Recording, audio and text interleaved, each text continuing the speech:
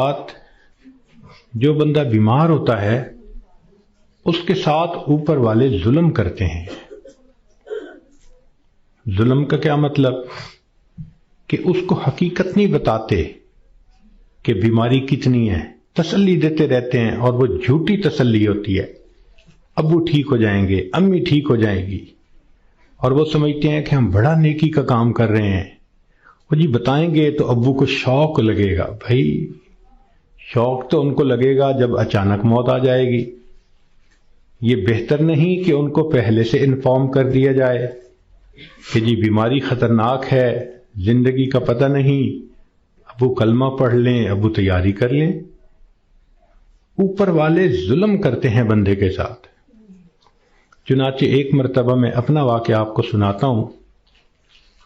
ایک صاحب تھے جو سیکٹری لیول کے تھے، بہت لکھے پڑھے اور بڑی ان کی تنخواہ اور گاڑیاں اور ٹیلنٹڈ انسان۔ ان کی ریٹائرمنٹ ہوئی تو وہ بیمار ہوئے تو ہاسپٹل میں تھے۔ گھر آئے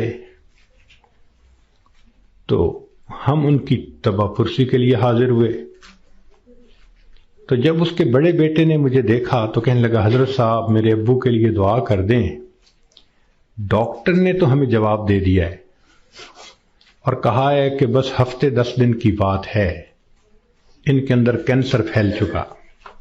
لیکن ہم نے ابو کو نہیں بتایا، آپ بھی پلیز ابو کو نہ بتانا۔ میں خاموش رہا۔ خیر اندر گئے، ملاقات ہوئی۔ تھوڑی دیر کے بعد میں نے انہیں کہا جی کہ مجھے آپ سے کوئی بات کرنی ہے۔ تو انہوں نے سب کو جانے کا حکم دے دیا کہ بھی کمرے سے جاؤ، میں حضرت جی سے کوئی بات کرنا چاہتا ہوں۔ جب وہ اکیلے ہو گئے تو میں نے ان سے بات کی کہ دیکھیں، زندگی کا کوئی بھروسہ نہیں، کوئی نہیں جانتا کہ کب موت آئے گی۔ کیا پتہ میری موت پہلے آئے، کیا پتہ آپ کی موت پہلے آئے۔ ہم نے آنکھوں سے دیکھا ہے بوڑھا باپ جوان بیٹے کی لاش کو دفن کر رہا ہوتا ہے، اور کئی مرتبہ جوان باپ اپنے نوزائیدہ بچے کی لاش کو دفن کر رہا ہوتا ہے۔ تو یہاں کیا بھروسہ زندگی کا؟ کہنے لگے بالکل صحیح بات ہے۔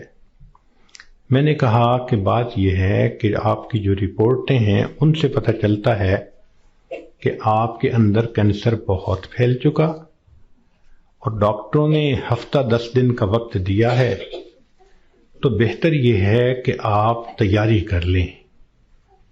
یہ بات سنتے ہی اس کی آنکھوں میں چمک آ گئی، اور وہ مجھے کہنے لگا کہ حضرت صاحب آپ نے سچ کہا، یہ سارے لوگ مجھے جھوٹی تسلیاں دے رہے تھے، مجھے کنفیوز کر رہے تھے۔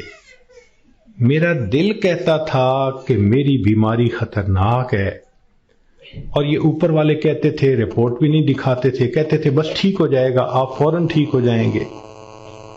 تو اللہ آپ کا بھلا کرے، آپ نے مجھے بتا دیا۔ میں نے تو اب اپنے پوتے پوتیوں کو، نواسے نواسیوں کو دیکھ لیا، کتنا بندے نے رہنا ہوتا ہے، تو چلو مجھے اندازہ تو ہو گیا۔ اب یہ کہہ کر انہوں نے دروازہ کھلوایا۔ جب بیٹا آیا اور اس کو پتہ چلا کہ حضرت صاحب نے تو بتا دیا میرے ابو کو، تو وہ میری طرف دیکھنے لگے۔ میں نے ان کو کہا کہ بچے غصہ نہ کرو، میں نے تمہارے ساتھ بھلا کیا ہے۔